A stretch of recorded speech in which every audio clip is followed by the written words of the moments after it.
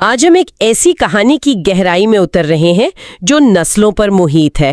یہ ایک باپ اور بیٹے کی کہانی ہے جن کی زندگیاں معجزات، سچائی اور قربانی سے جڑی ہوئی تھیں، اور جن کا انجام بھی آپ کہہ لیں ایک جیسا المناک تھا۔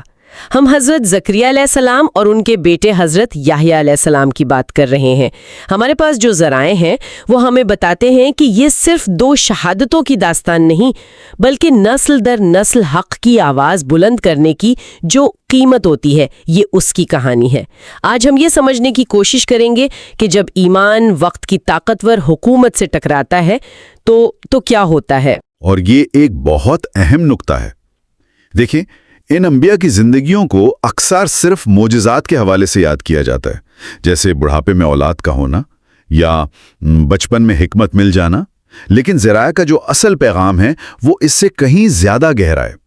یہ کہانیاں اس بات کی عکاسی کرتی ہیں کہ اصولوں پر قائم رہنے کی جدوجہد کتنی ذاتی اور کتنی عوامی ہو سکتی ہے، اور یہ کہ سچائی کا مطالبہ اکثر ان لوگوں کو ناگوار گزرتا ہے جن کے ہاتھ میں طاقت ہوتی ہے۔ یہ انسانی تاریخ کی ایک ایسی کشمکش ہے جو آج بھی اتنی ہی متعلقہ ہے جتنی ہزاروں سال پہلے تھی۔ تو آئیے اس کہانی کے پہلے باب سے شروع کرتے ہیں، حضرت زکریا علیہ السلام سے۔ ذرا کے مطابق وہ حضرت سلیمان علیہ السلام کی نسل سے تھے اور اس وقت بنی اسرائیل کے ایک مرکزی رہنما تھے۔ وہ صرف نبی ہی نہیں تھے بلکہ بیت المقدس کے امام بھی تھے، یعنی یروشلم کے اس مرکزی معبد کے نگران۔ جی، جو اس وقت عبادت کا سب سے مقدس مرکز سمجھا جاتا تھا۔ بالکل، لیکن جو بات مجھے سب سے زیادہ دلچسپ لگی وہ ان کا پیشہ تھا۔ وہ بڑھئی کا کام کرتے تھے۔ اچھا، یہ صرف ایک دلچسپ حقیقت نہیں ہے، یہ اس دور کی مذہبی اشرافیہ کے لیے ایک خاموش چیلنج تھا۔ مطلب انبیاء یہ ثابت کر رہے تھے کہ روحانیت اور محنت ایک دوسرے سے جڑے ہوئے ہیں، جبکہ اس وقت کے کئی مذہبی رہنما عوامی چندوں پر انحصار کرتے تھے۔ جی، حضرت آدم کی کھیتی باڑی سے لے کر حضرت داؤد کی زرع سازی تک ہر نبی نے اپنے ہاتھ سے کام کر کے ایک اصول قائم کیا کہ دین کی خدمت دنیاوی ذمہ داریوں سے فرار کا نام نہیں بلکہ ان کے ساتھ چلنے کا نام ہے۔ یہ عمل دراصل قیادت کے تصور کو ہی بدل رہا تھا، اور اسی قیادت کا ایک اہم امتحان ان کی زندگی میں تب آیا جب انہیں حضرت مریم کی کفالت کی ذمہ داری ملی۔ ماخذ بتاتے ہیں کہ حضرت مریم کے والدین نے منت مانی تھی کہ وہ اپنی اولاد کو ہیکل کی خدمت کے لیے وقف کریں گے۔ بیٹی کی پیدائش پر انہیں تشویش ہوئی، لیکن انہوں نے اپنا وعدہ نبھایا۔ جی، اور جب حضرت مریم کو بیت المقدس لایا گیا تو ان کی کفالت کا اعزاز حاصل کرنے کے لیے پادریوں میں ایک طرح کا آپ کہہ لیں مقابلہ ہوا۔ قرآن اندازی کی گئی اور ہر بار قرآن حضرت زکریا کے نام ہی نکلا جو رشتے میں ان کے خالو بھی تھے۔ اچھا، اور یہیں سے واقعات ایک غیر معمولی رخ اختیار کرتے ہیں۔ جب بھی وہ حضرت مریم کے حجرے میں یعنی ان کے عبادت کے مخصوص کمرے میں داخل ہوتے تو ان کے پاس بے موسم پھل پاتے، سردیوں میں گرمیوں کے پھل اور گرمیوں میں سردیوں کے۔ بالکل، اور یہی وہ لمحہ ہے جو ان کی مشہور دعا کا محرک بنتا ہے۔ ایک بوڑھے شخص جن کی بیوی بھی بانجھ تھیں نے جب اللہ کی قدرت کا یہ چھوٹا سا کرشمہ اپنی آنکھوں سے دیکھا تو ان کے دل میں بھی امید کی ایک کرن جاگی۔ ماخذ اس دعا کے الفاظ پر بہت زور دیتا ہے، بڑھاپے اور کمزوری کا اعتراف۔ کیا ذرائع یہ بتاتے ہیں کہ دعا کی قبولیت میں اس بے بسی کے اظہار کا کوئی خاص کردار تھا؟ یہ ایک بہت اہم نفسیاتی نقطہ ہے۔ ماخوذ اسے صرف ایک خواہش کے طور پر نہیں بلکہ ایک منطقی نتیجے کے طور پر پیش کرتا ہے۔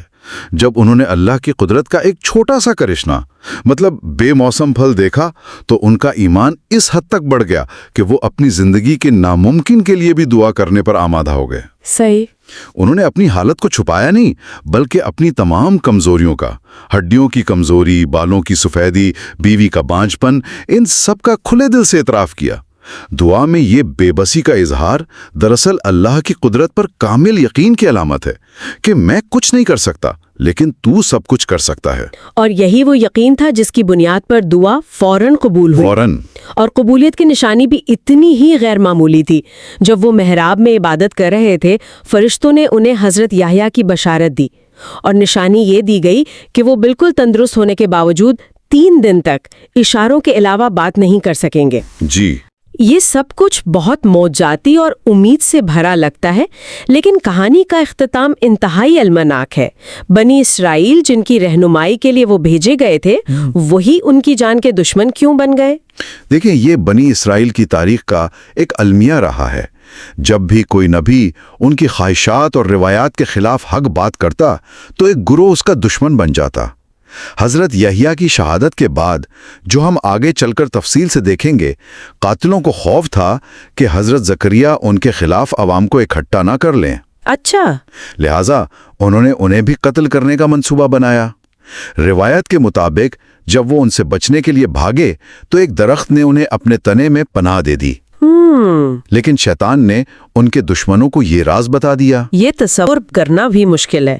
انہوں نے اس درخت کو آری سے چیرنا شروع کر دیا، اور حضرت زکریا جو اس وقت 100 سال سے زیادہ عمر کے تھے، وہ اسی درخت کے ساتھ 2 ٹکڑوں میں تقسیم کر دیے گئے۔ یہ صرف ایک قتل نہیں تھا، یہ اس قوم کے روحانی زوال کی انتہا تھی۔ بالکل، یہ واقعہ ظاہر کرتا ہے کہ جب کوئی قوم اپنے رہنماؤں اور نبیوں کے اصلاحات کو ذاتی مفادات پر حملہ سمجھنے لگے تو وہ اخلاقی طور پر اس قدر گر جاتی ہے کہ مقدس ترین جانوں کا احترام بھی کھو دیتی ہے۔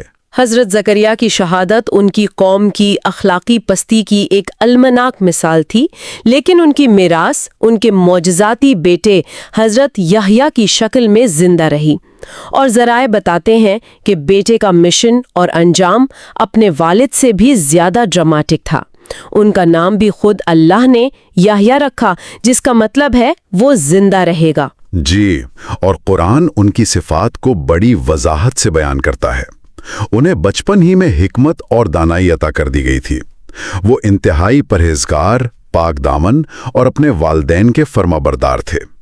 ان کا ایک بنیادی مشن حضرت عیسیٰ علیہ السلام کی آمد کی راہ ہموار کرنا اور ان کی نبوت کی تصدیق کرنا تھا۔ اور ان کی سنجیدگی اور مقصد کا احساس تو بچپن سے ہی ظاہر تھا، ہے نا؟ جی بالکل۔ ایک مشہور واقعہ ہے کہ جب دوسرے بچے انہیں کھیلنے کے لیے بلاتے تو وہ جواب دیتے، مجھے کھیل کود کے لیے پیدا نہیں کیا گیا ہے۔ یہ کسی بچے کا تکبر نہیں تھا، بلکہ اپنے مقصد کا گہرا شعور تھا۔ ماخذ میں ان 5 احکامات کا بھی ذکر ہے جو اللہ نے حضرت یحییٰ کو بنی اسرائیل تک پہنچانے کا حکم دیا تھا۔ یہ احکامات کیا تھے اور ان کی کیا اہمیت تھی؟ یہ دین کی بنیادیں تھیں۔ پہلا، صرف اللہ کی عبادت کرنا اور شرک نہ کرنا۔ دوسرا، خشوع و خضوع سے نماز پڑھنا۔ صحیح۔ تیسرا، روزہ رکھنا۔ چوتھا، صدقہ دینا۔ اور 5واں، کثرت سے اللہ کا ذکر کرنا۔ اور دلچسپ بات یہ ہے کہ اس روایت کے آخر میں نبی کریم صلی اللہ علیہ وسلم نے بھی اپنے صحابہ کو 5 باتوں کا حکم دیا، جس سے پیغام کا تسلسل ظاہر ہوتا ہے۔ یعنی بنیادی الہی پیغامات تمام انبیاء کے ذریعے ایک ہی رہے۔ بالکل۔ ان کی ذاتی زندگی کے بارے میں جو تفصیلات ملتی ہیں وہ بھی حیران کن ہے۔ وہ شہروں کی آسائشوں سے دور جنگلوں میں رہتے، درختوں کے پتے اور ٹڈیاں کھاتے اور جانوروں کے بالوں سے بنا لباس پہنتے تھے۔ کہا جاتا ہے کہ وہ اللہ کے خوف سے اس قدر روتے تھے کہ ان کے رخساروں پر آنسوؤں کے مستقل نشان پڑ گئے تھے۔ یہ کیسی زندگی تھی؟ یہ دنیا سے مکمل لا تعلقی اور آخرت پر مکمل توجہ کی زندگی تھی۔ ان کی پاکدامنی کے بارے میں ایک مشہور روایت ہے کہ وہ حضرت آدم کی اولاد میں شاید واحد تھے جن سے کبھی کوئی گناہ سرزد نہیں ہوا اور نہ ہی کبھی گناہ کا ارادہ کیا۔ اچھا، اسی سے جڑا شیطان کے ساتھ ان کا ایک مکالمہ بھی ذرائع میں ملتا ہے۔ یہ بات واقعی حیران کن ہے کہ شیطان نے خود ان سے بات کی۔ اس مکالمے میں کیا ہوا تھا؟ روایت کے مطابق شیطان نے اعتراف کیا کہ وہ انہیں کبھی گمراہ نہیں کر سکا۔ بس ایک بار ایسا ہوا کہ حضرت یحییٰ نے معمول سے زیادہ پیٹ بھر کر کھانا کھا لیا، جس کی وجہ سے اس رات ان کی عبادت میں وہ توجہ اور خضوع باقی نہ رہا جو معمولاً ہوتا تھا۔ شیطان نے کہا کہ بس یہی ایک موقع تھا جب میں نے تم پر تھوڑا سا اثر ڈالا، یہ سن کر حضرت یحییٰ نے عہد کر لیا کہ وہ زندگی میں پھر کبھی پیٹ بھر کر نہیں کھائیں گے۔ یہ چھوٹی سی تفصیل اس واقعے کو بہت انسانی اور قابل فہم بنا دیتی ہے۔ یہ ظاہر کرتی ہے کہ چھوٹی چھوٹی دنیاوی چیزیں بھی روحانی کیفیات پر کیسے اثر انداز ہو سکتی ہیں۔ لیکن ان کی شہادت کا واقعہ وہ ایک ذاتی اخلاقی مسئلے پر آواز اٹھانے سے شروع ہوا۔ جی، اور یہاں ہمیں اس وقت کے سیاسی منظرنامے کو سمجھنا ہوگا۔ اس وقت فلسطین پر بادشاہ ہیرود کی حکومت تھی، جو رومی سلطنت کا مقرر کردہ ایک کٹ پتلی بادشاہ تھا۔ تو اس کا اختیار مذہبی قانون سے زیادہ رومیوں کی خوشنودی پر منحصر تھا۔ یقیناً اس نے اپنے بھائی کی بیوی ہیروڈیاس کو طلاق کے بعد اپنے محل میں رکھ لیا تھا، جو کہ یہودی شریعت کے مطابق ایک ناجائز اور حرام فعل تھا۔ تو جب حضرت یحییٰ نے اس کے خلاف آواز اٹھائی تو یہ صرف ایک اخلاقی تنقید نہیں تھی، بالکل نہیں۔ جب حضرت یحییٰ نے اس کے ذاتی فعل کو عوامی طور پر چیلنج کیا تو یہ ہیرود کی سیاسی اتھارٹی پر براہ راست حملہ تھا۔ دیکھیں، ایک کٹ پتلی بادشاہ جس کی اپنی کوئی مضبوط بنیاد نہ ہو، وہ اس قسم کی مذہبی مخالفت برداشت نہیں کر سکتا تھا، کیونکہ اس سے عوام میں اس کی ساکھ تباہ ہو سکتی تھی۔ جی، لہٰذا یہ اس کے لیے بقا کا مسئلہ بن گیا۔ اس نے حضرت یحییٰ کو فوراً قید کر دیا۔ لیکن قید سے قتل تک کا فیصلہ کیسے ہوا؟ ذرائع بتاتے ہیں کہ اس میں ہیرودیاس کا مرکزی کردار تھا۔ جی، اصل محرک وہی تھی۔